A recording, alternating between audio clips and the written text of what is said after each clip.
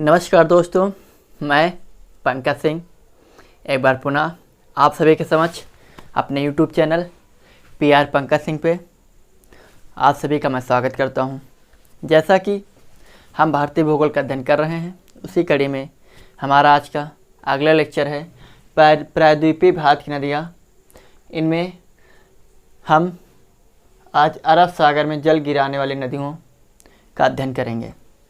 जैसा कि पिछले लेक्चर में प्रायद्वीपीय भारत की नदियाँ मैंने पढ़ी थी, लेकिन वे नदियाँ मैंने पढ़ी हैं उनका अध्ययन किया है जो बंगाल खाड़ी में जल गिरा रही थी। चलिए मानचित्र के ज़रिए से मैं एक बार चीज़ों को समझा दूं, उसके बाद फिर हम अध्ययन करते हैं।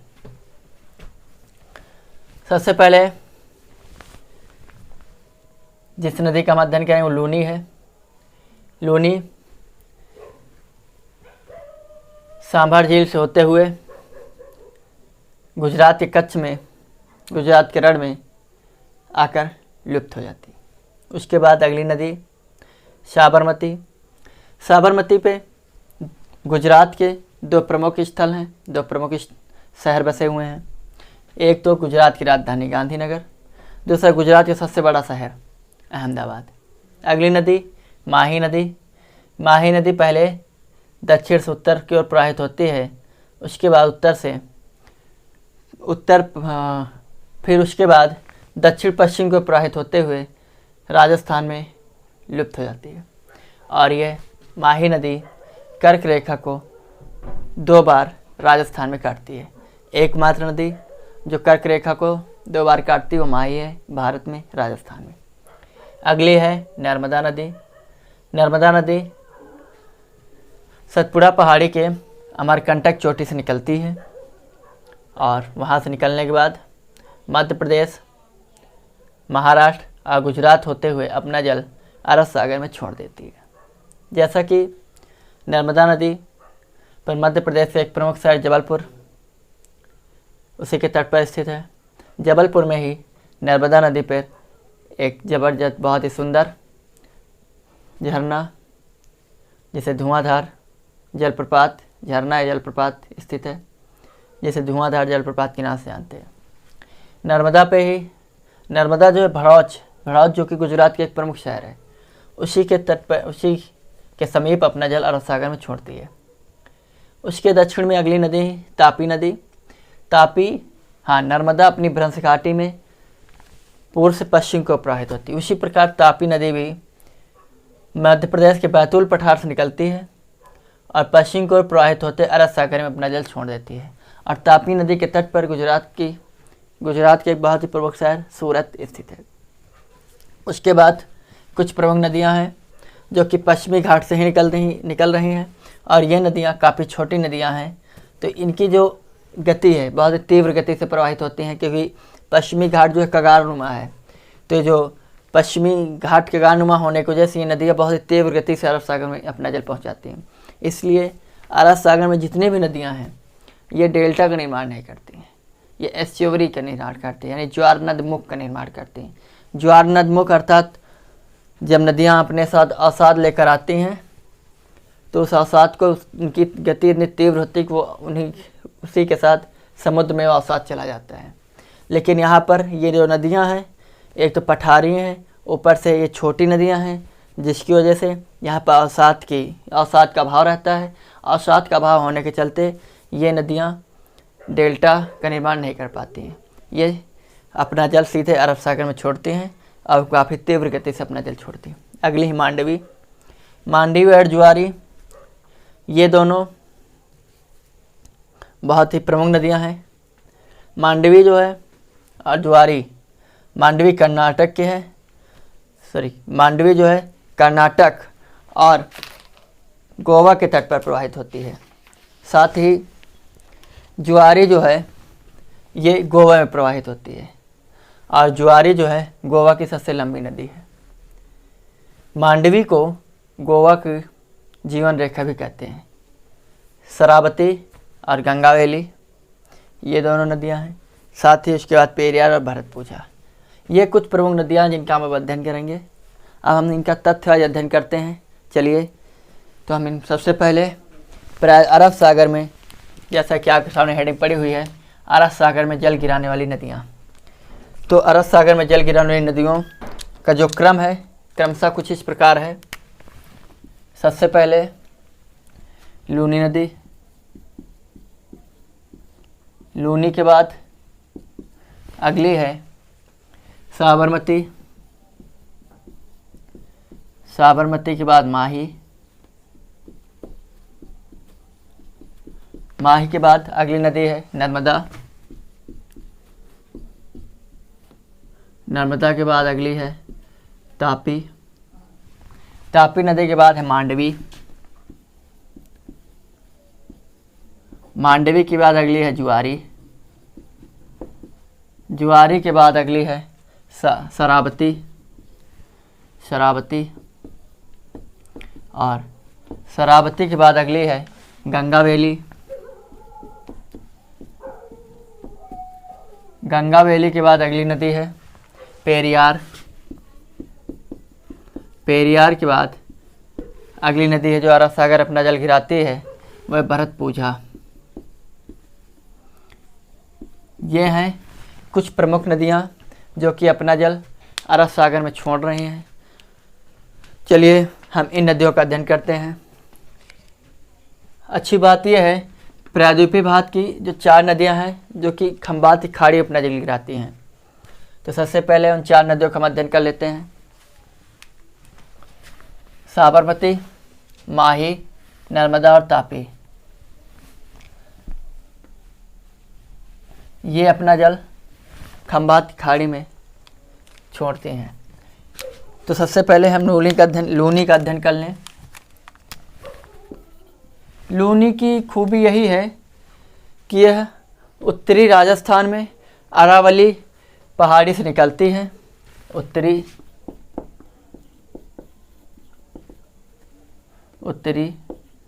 राजस्थान में अरावली पहाड़ी से निकलती है और वहाँ से निकलने के बाद ये सांभर झील से होकर गुजरात, सांभर झील होते हुए वहाँ से गुजरती है और गुजरात के कच्छ के रण में जाकर अपना जल छोड़ देती है। अरावली पहाड़ी से निकलती है और राजस्थान से होते हुए गुजरात के कच्छ में, गुजरात के कच्छ या रण में अपना जल छोड़ देती है, अपना जल छोड़ देती है। अर्थात यह नदी अरब सागर में अपना जल नहीं पहुंचा पाती है। उसके बाद अगली नदी जो कि है आपकी साबरमती। साबरमती और माही, नर्मदा और तापी ये खंबात की खाड़ी में जल गिराने वाली नदियां हैं। इसलिए अब हम लूनी को रफ कर देते हैं। लूनी एक ऐसी नदी है जिसको समुद्र तट नहीं मिलता है, अर्थात ये अपना जल अरब सागर में नहीं पहुंचा पाती है। ये वो नदियां हैं जो खंबात की खाड़ी में अपना जल गिराती हैं। खंबात की खाड़ी में जल गिराती हैं। साबरमती, माही, नर्मदा और तापी ये प्रमुख 4 नदियां हैं। नर्मदा और तापी प्रायद्वीपीय पठार सामान्यतया इसका जो ढाल है प्रायद्वीपीय पठार का मैंने आपको पढ़ाया है कि वो पूर्व की ओर है। लेकिन ये 2 ऐसी नदियां हैं नर्मदा और तापी जो कि सामान्यतः प्रायद्वीपीय पठार के ढाल के विपरीत प्रवाहित होती हैं, क्योंकि इनका ढाल पूर्व की ओर है लेकिन ये प्रवाहित तो पश्चिम की ओर हो रही हैं। क्यों? क्योंकि ये दोनों नदियाँ अपने भ्रंश घाटियों से होकर प्रवाहित हो रही हैं। तो अक्सर क्वेश्चन पूछ लिया जाता है कौन सी 2 ऐसी नदियाँ हैं जो उल्टा प्रवाहित होती हैं। उल्टा प्रवाहित होने का मतलब नहीं कि वो चढ़ाई की ओर प्रवाहित हो रही हैं। पहले अब लोग यही समझते हैं, ऐसा नहीं है। जल तो भाई उधर ही जाएगा जिधर डाउन एरिया होगा, अगर जिधर ढलान होगी। तो कहने का मेरा तात्पर्य यह है कि ये जो एरिया है नर्मदा और तापी का, ये एक भ्रंश घाटी है। भ्रंश घाटी अर्थात कि ये जो एरिया है विवर्तनिक क्रिया या टेक्टोनिक क्रिया जिसको बोलते हैं, उसके तहत ये जो एरिया नीचे को धंस गया है, जिसकी वजह से जो इधर इसका जो प्रायद्वीप पठार का ढाल है पूर्व की ओर, सामान्यतः वो ढाल इस एरिया में नर्मदा नदी घाटी और भ्रंश तापी नदी की घाटी का जो क्षेत्र है, इसका जो ढाल है ये सामान्यतः इस ढाल के अपोजिट हो गया, अर्थात इसका ढाल पश्चिम की ओर हो गया, इसलिए ये नदियाँ पश्चिम की ओर प्रवाहित होती हैं। चलिए, तो सबसे पहले जिस नदी का हम अध्ययन करेंगे वो है हमारी साबरमती। साबरमती एक प्रमुख नदी है जो कि अरब सागर में अपना जल पहुंचाती है, और अच्छी बात यह है कि इसके तट पर गुजरात के 2 प्रमुख शहर स्थित हैं। पहला गुजरात की राजधानी गांधीनगर, दूसरा गुजरात का सबसे बड़ा शहर अहमदाबाद। अहमदाबाद बहुत ही महत्वपूर्ण शहर गुजरात का। चलिए देखते हैं। साबरमती नदी जो है वो राजस्थान में उदयपुर जिले के मेवाड़ से निकलती है। राजस्थान के उदयपुर जिले के मेवाड़ से निकलती है और खंभात की खाड़ी में अपना जल छोड़ देती है। गुजरात की राजधानी गांधीनगर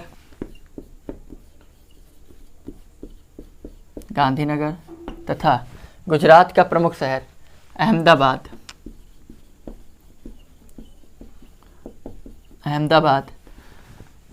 दोनों ही प्रमुख शहर हैं। ये साबरमती नदी के तट पर स्थित है। हम साबरमती का अध्ययन कर रहे हैं, साबरमती नदी के तट पर स्थित है। अगली हमारी नदी माही।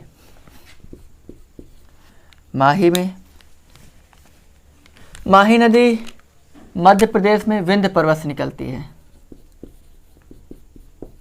माही नदी मध्य प्रदेश में विंध्य पर्वत से निकलती है।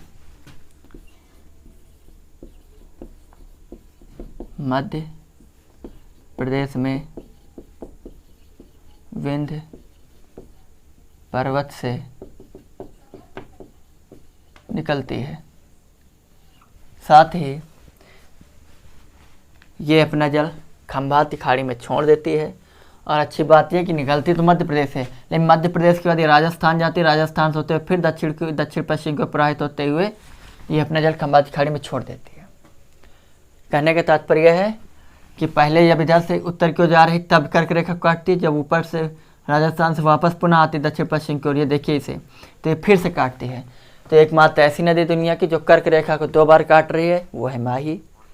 तो ये पॉइंट लिख लेते हैं कि माही नदी कर्क रेखा को 2 बार काटती है, 2 बार काटती है, या 2 बार उससे ऊपर, या कर्क रेखा उसके ऊपर से गुजरती है। ठीक, लेकिन 2 बार काटती लिखना यही है क्योंकि क्वेश्चन आयोग यही पूछता है आपसे।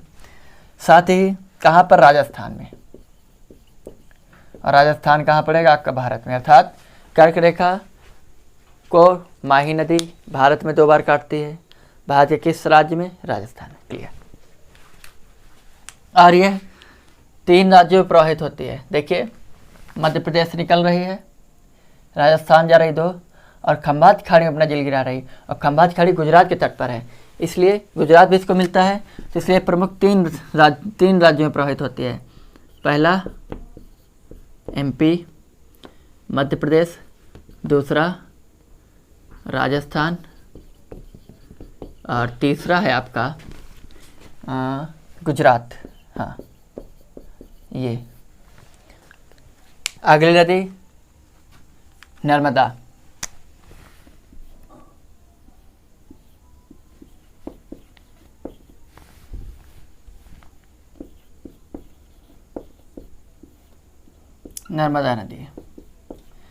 नर्मदा नदी की कुल लंबाई 1312 किलोमीटर।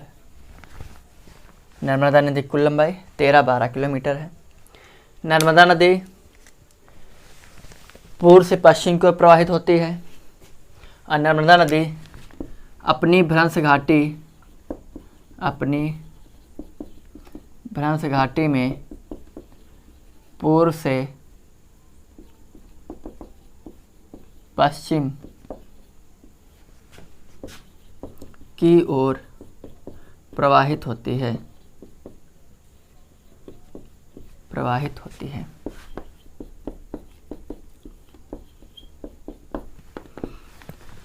नर्मदा नदी सतपुड़ा एक पर्वत श्रृंखला है और इसकी एक शाखा है मैकाल। तो ये मैकाल पर एक चोटी है जिसको अमरकंटक बोलते हैं। तो नर्मदा नदी अमरकंटक चोटी से निकलती है और यानी नर्मदा का उद्गम स्थल अमरकंटक चोटी है। तो अमरकंटक चोटी से निकलने के बाद यह पूर्व से पश्चिम को प्रवाहित होते हुए अपना जल खंभात की खाड़ी में छोड़ देती है और यह ज्वारनदमुख यानी एस्चुरी का निर्माण करती है। और ये समुद्र में कुल 27 किलोमीटर लंबा ज्वारनदमुख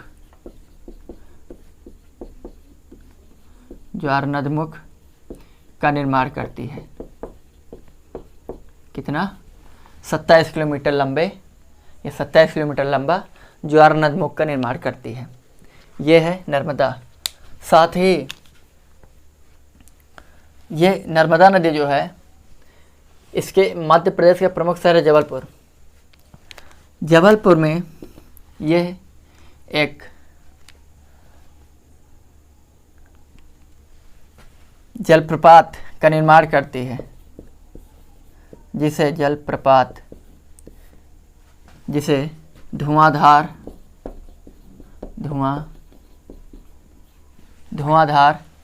जलप्रपात के नाम से जानते हैं। साथ ही इसे कपिल धारा भी कहते हैं। और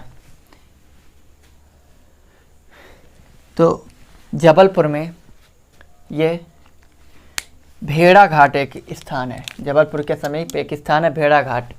वहीं पर ये संगमरमर की चट्टानों में एक बहुत ही वो जो भेड़ा घाट है जबलपुर के निकट वो संगमरमर की चट्टान है। तो संगमरमर की चट्टान से जब ये जल गिरता है नीचे, यानी जब जलप्रपात का निर्माण करते हैं तो एक सुंदर जलप्रपात का निर्माण होता है, जिसलिए उसका नाम धुआंधार जलप्रपात या कपिलधारा जलप्रपात के नाम से उसको जानते हैं। सरदार सरोवर बांध या बांध है, या जो कि एक प्रकार की परियोजना होती है, इसे चाहे हम बांध बोलें या परियोजना। तो नर्मदा नदी पर ही सरदार सरोवर बांध या परियोजना स्थित है।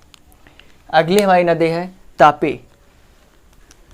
तापी नदी जो है आपके मध्य प्रदेश के बैतूल पठार से निकलती है और मध्य प्रदेश यानी पूर्व से पश्चिम को प्रवाहित होते हुए अरब सागर यानी खंभात खाड़ी में अपना जल छोड़ देती है। तो हमारी नदी है तापी। तापी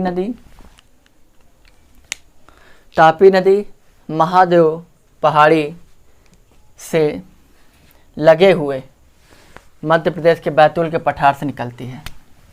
महादेव पहाड़ी से लगे हुए मध्य प्रदेश के बैतूल पठार से निकलती है। साथ ही यह अपनी भ्रंश घाटी में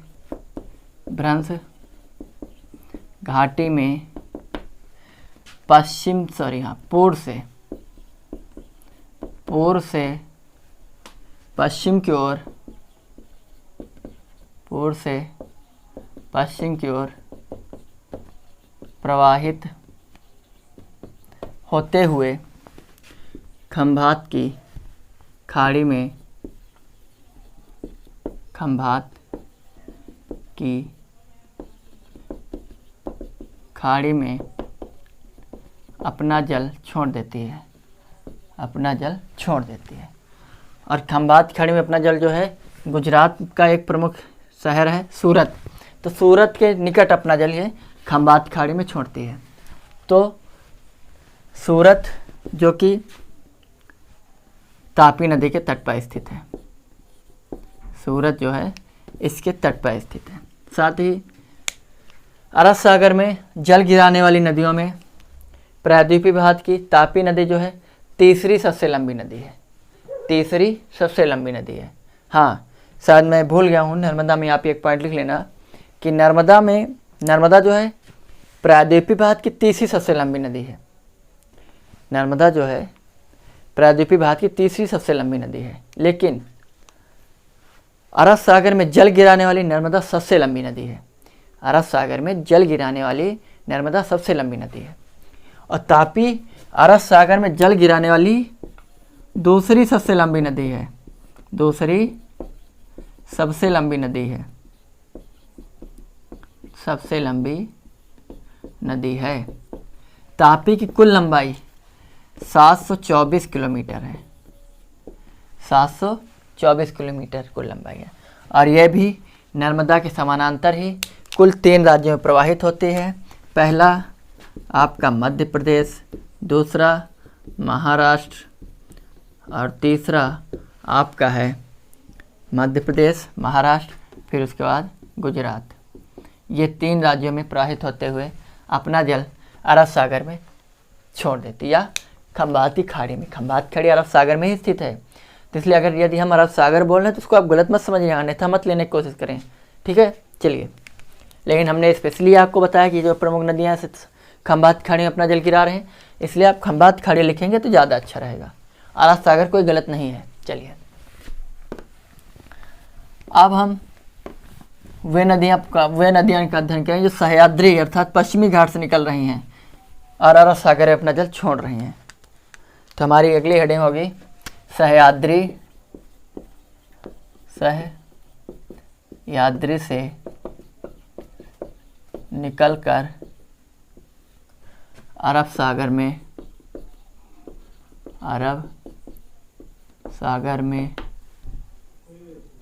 जल गिराने वाली नदियाँ, जल गिराने वाली नदियाँ। चलिए देखते हैं। तो अच्छी बात यह है कि सह्याद्री अर्थात पश्चिमी घाट, चाहे आप पश्चिमी घाट बोलें या सह्याद्री बोलें, सह्याद्री या पश्चिमी घाट से निकलने वाली जो नदियां हैं ये बहुत ही छोटी छोटी नदियां होती हैं। और दूसरी बात, पश्चिमी घाट जो है एक कगारनुमा है। कगारनुमा होने के चलते यहाँ से जो भी नदी निकलेगी उसका जो वेग है बहुत ही तेज़ हो जाएगा, जिसकी वजह से बहुत ही तेज़ गति से अपना जल अरब सागर में छोड़ते हैं। तो बहुत ही तीव्र गति से प्रवाहित होने वाली नदियाँ हैं। दूसरी चीज़, क्योंकि पश्चिमी घाट के ढाली कगारनुमा है इसलिए तीव्र है। तो अब हम देखते हैं कि वे नदियाँ जो अरब सागर में अपना जल गिरा रही हैं, उनमें से प्रमुख नदी हैं गुजरात की 2 नदियाँ हैं। पहली है सतरंजी और अगली है मादर। ये दोनों नदियाँ गुजरात की हैं।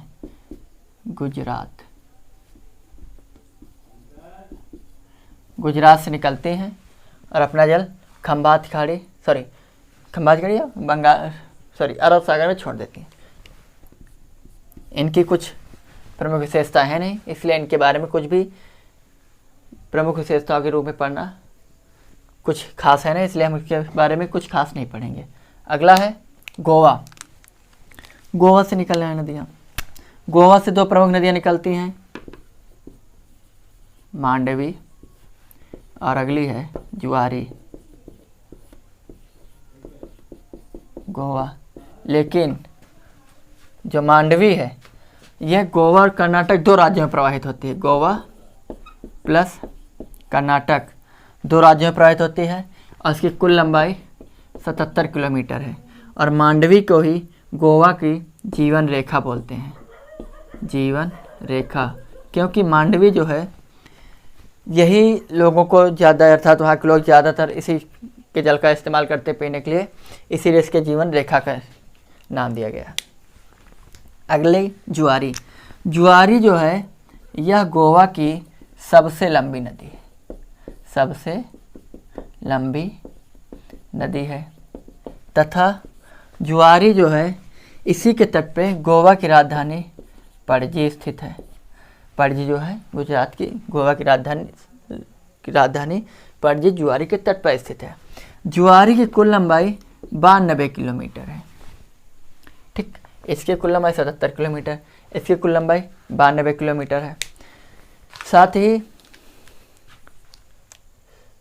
अगली है कर्नाटक। कर्नाटक से तो प्रभावित हो रहे हैं शरावती और गंगा वैली। चलिए देखते हैं शरावती और गंगा वैली की।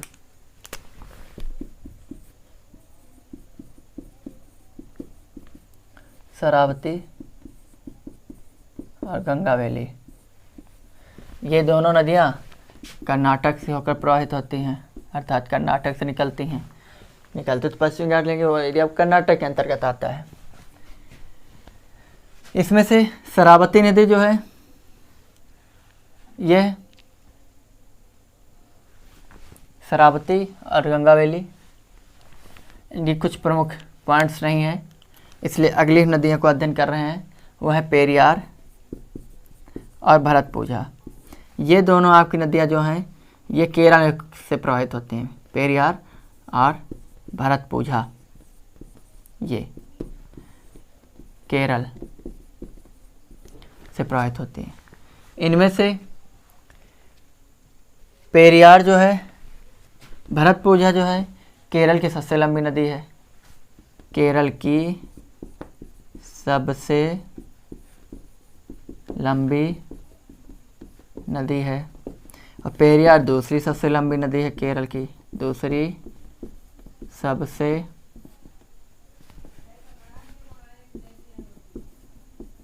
लंबी नदी है।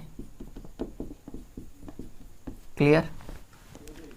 लेकिन सह्याद्री से निकल रही हैं और अरब सागर अपना जल गिरा रहे हैं, तो ये जो पश्चिमी घाट से नदियाँ निकल रही हैं ये इनकी गति काफ़ी तीव्र होती है, जिसके चलते ये जलप्रपात यानी झरनों का निर्माण करते हैं। इस प्रकार कर्नाटक की एक नदी है शरावती, ये एक झरने का निर्माण करती है जिसे हम जोग